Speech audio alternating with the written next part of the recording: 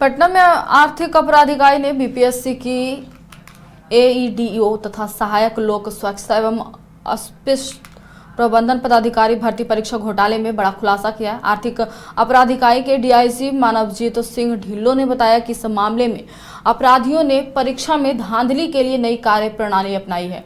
उन्होंने कहा कि पूर्व की परीक्षाओं में प्रिंटिंग प्रेस, लॉजिस्टिक चेन या ट्रांसपोर्ट कंपनियों के कर्मचारियों की मिलीभगत से प्रश्न पत्र लीक किए जाते थे, लेकिन इस बार बायोमेट्रिक सत्यापन प्रक्रिया में ही सेंध लगाकर गड़बड़ी को अंजाम दिया गया है। जांच में सामने आया है कि बिहार लोक सेवा आयोग द्वारा बायोमेट्रिक वेरिफिकेशन के लिए नियुक्त जयपुर स्थित Mrs Sai educate private limited से जुड़े कुछ कर्मियों की भूमिका संदिग्ध और जिला समन्वय और सुपरवाइजर स्तर तक की संलिप्तता के प्रमाण मिले हैं। डीआईजी ने बताया कि इस घोटाले से जुड़े मामले में सबसे पहले मुंगेर में प्राथमिकी दर्ज हुई थी, जिसके बाद विभिन्न जिलों में कुल 8 मामले दर्ज किए गए। मुंगेर, बेगूसराय, नालंदा, नवादा और पटना के श्री कृष्णपुरी थाना क्षेत्र से जुड़े मामलों की जांच जारी है।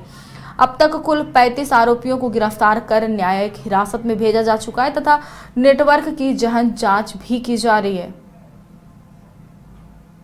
उसमें भी फर्स्ट टाइम हम लोग व्यापक जब अनुसंधान की बेगूसराय में इस प्रकार के अपराध शैली हुए, छपरा और नवादा में, कि जब जैमर का काम दिया गया था, तो जैमर का मतलब है कि कोई भी इलेक्ट्रॉनिक उपकरण उस परिधि में काम नहीं करेगा। जब जैमर की व्यवस्था होगी तो उसमें हमको पता चला कि इसमें जैमर के कर्मियों की भी मिली भगत रहती है। वो जानबूझ के इस प्रकार से जैमर इंस्टॉल करते हैं कि कुछ एरिया को वैक्यूम एरिया छोड़ देते हैं, तो वहाँ पे जाके इलेक्ट्रॉनिक सिग्नल्स आते हैं और ब्लूटूथ और मोबाइल का ऑपरेशन होता है।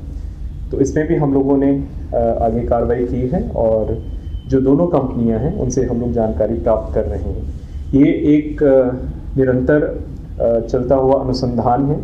इसमें परीक्षा कैसे निकली, क्वेश्चन पेपर्स कैसे निकले, कहाँ पे सॉल्व हुए, उसके संबंध में हमारी एसआईटी के पास महत्वपूर्ण सुराग आ चुके हैं, लेकिन क्योंकि उसको सार्वजनिक अभी नहीं किया जा सकता है, बहुत जल्दी उनके ऊपर कार्रवाई करेंगे और बाकी भी जो इसमें षड्यंत्र हुआ है उसका हम लोग पर्दाफाश करेंगे और समय पे आपको जानकारी देंगे। जो इन 2 परीक्षाओं में अब जो धांधलियाँ हुई और जो अपराध शैलियाँ अलग ये हुई हैं, उसके आधार पर हम लोगों ने एक तो जो messrs Sai educate private limited है, जिसके कर्मी सबसे ज़्यादा इन्वॉल्व रहे थे, उसको ब्लैकलिस्ट करने के लिए हम लोगों ने औपचारिक रूप से प्रस्ताव भेज दिया है आयोग को, और बाकी आयोगों को भी संबंध में सूचना दी है कि इसको दोबारा किसी भी प्रकार से नियोजित नहीं किया जाए। और बिहार लोक सेवा आयोग के द्वारा इंटरनल इंक्वायरी में भी इसके विरुद्ध आवश्यक कार्रवाई की जा रही है। अब आप सभी अवगत हैं कि जो निकट भविष्य इसमें बहुत इंपॉर्टेंट परीक्षाएं होने भी जा रही हैं। नीट की पुनः परीक्षा हो रही है 21 जून को, अभी 14 जून को बदली क्षेत्र की परीक्षा है, 28 जून को सिपाही भर्ती की परीक्षा है और भी विभिन्न आयोगों की परीक्षाएं हैं। तो एक सभी आयोगों के जो अध्यक्ष हैं उनके साथ हमारी मीटिंग हुआ है और हम लोगों ने एक एडवाइजरी बना के जो अभी तक का हम लोगों का अनुभव रहा है उसको तैयार करके हम लोग सभी आयोगों को उपलब्ध करा रहे हैं, ताकि उसमें जो भी पूर्व में कुछ त्रुटियाँ पाई गई हैं उसमें सुधारात्मक कार्रवाई की जा सके।